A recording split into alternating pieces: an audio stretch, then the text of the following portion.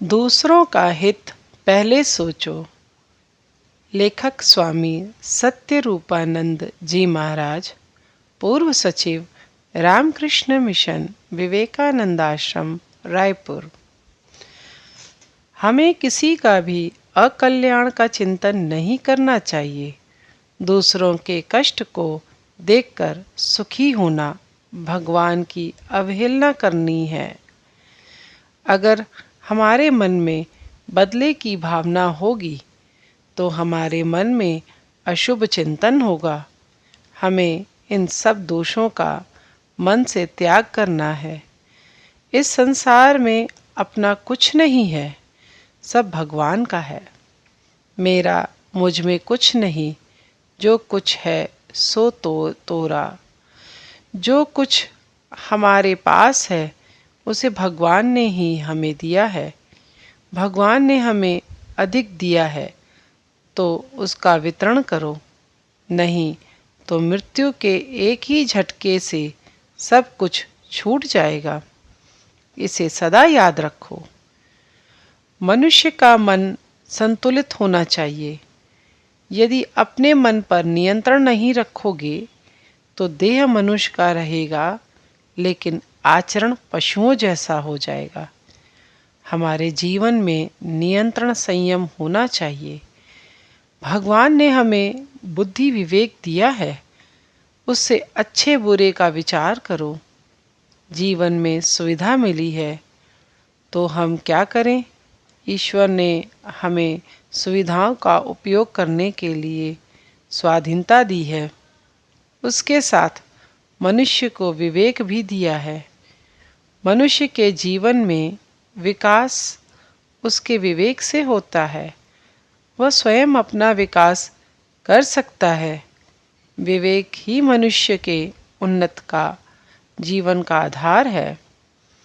विवेक जागृत होता है तो उसका एक लक्षण है, वह अच्छे बुरे का विचार कर अच्छा ही सोचता है, अच्छा ही करता है।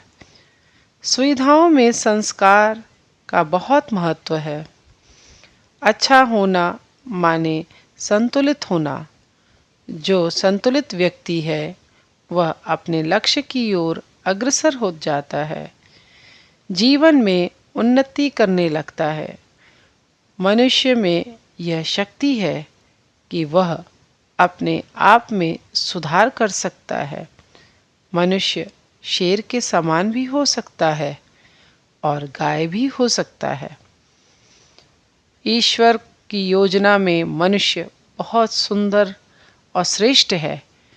सब सुविधा होने के बाद भी मनुष्य में विकृति आती है। जब विवेक जागता है तब उसकी रक्षा करता है। संयमित भोजन होना चाहिए। मात्रा में खाने से कोई दोष नहीं, लेकिन उसके गुलाम नहीं होना चाहिए। इंद्रियों को मिलने वाले सुख से अधिक सुख मन का है। जब विवेक जागृत रहता है तब मनुष्य भगवान को भोग लगाकर बच्चों को बांटकर खाता है। लेकिन लोभी व्यक्ति पहले स्वयं ही खा लेता है। वह पहले अपना विचार करेगा, बाद में दूसरों का। इन छोटी बातों में हमारी पहचान होती है।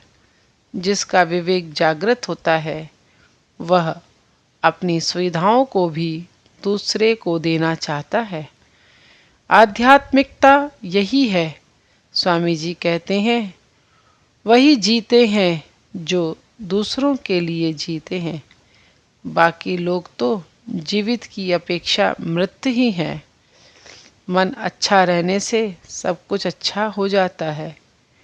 हृदय के विस्तार से मनुष्य का उद्धार संभव है।